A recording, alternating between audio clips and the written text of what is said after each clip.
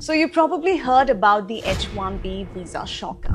We need workers, we need great workers, and this pretty much ensures that that's what's going to happen. The one that said Indian professionals might have to pay $100,000 a year just to work in the United States. So the whole idea is no more will these big tech companies or other big companies train foreign workers. Yeah, that one.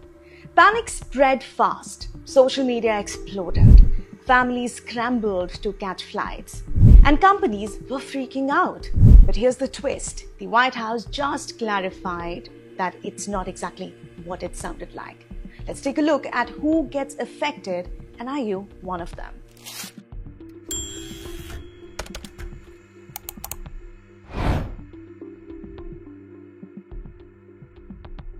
On Friday, President Donald Trump signed a proclamation that dropped the H-1B visa system, a move that directly targets skilled workers and, yes, mostly Indians.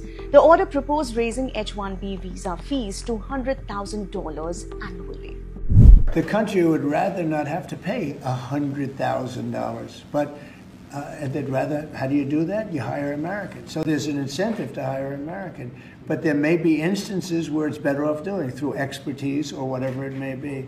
But they're both unbelievable, whether it's a gold card or anything else that we talked about today. For context, today, H-1B fees are somewhere between $2,000 and $5,000, depending on your employer. Visas last 3 years and companies pay the fees to sponsor employees. Now, suddenly, hiring someone from India is not just complicated, it's expensive, insanely expensive. So who feels the most? Indian professionals, big time. In the last H-1B cycle, that's October 2022 to September 2023, 72% visas went to Indian nationals. And top IT giants like Infosys, TCS, HCL and Wipro got approvals for nearly 20,000 employees to work in the United States. Basically, if you are in the Indian tech scene, this hits your wallet and your career plans.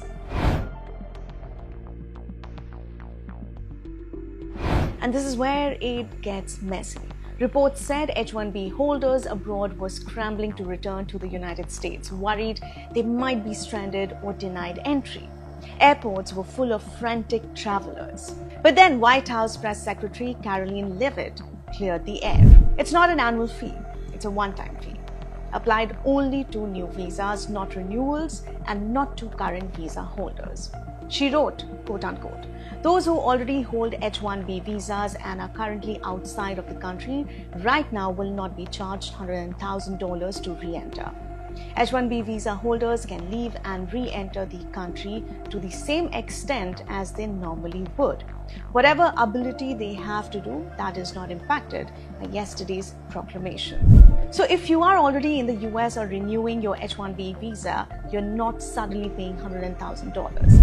US Citizenship and Immigration Services also clarified that Trump's new H-1B visa requirement applies only to new prospective petitions that have not yet been filed, and petitions submitted prior to September 21st, 2025 are not affected. So the whole idea is no more will these big tech companies or other big companies train foreign workers. They have to pay the government $100,000, then they have to pay the employee. So it's just not economic. If you're going to train somebody, you're going to train one of the recent graduates from one of the great universities across our land. Train Americans, stop bringing in people to take our jobs. That's the policy here. The Trump administration claims H-1B visas were being abused. Instead of bringing in talent to supplement American workers, some companies were allegedly using the program to replace them with lower paid foreign employees. IT firms in particular were under fire. In the last 5 years, over 65% of H-1B visas went to IT workers, up from 32% in 2003. And studies say companies saved up to 36% by hiring H-1B employees for entry-level positions instead of Americans.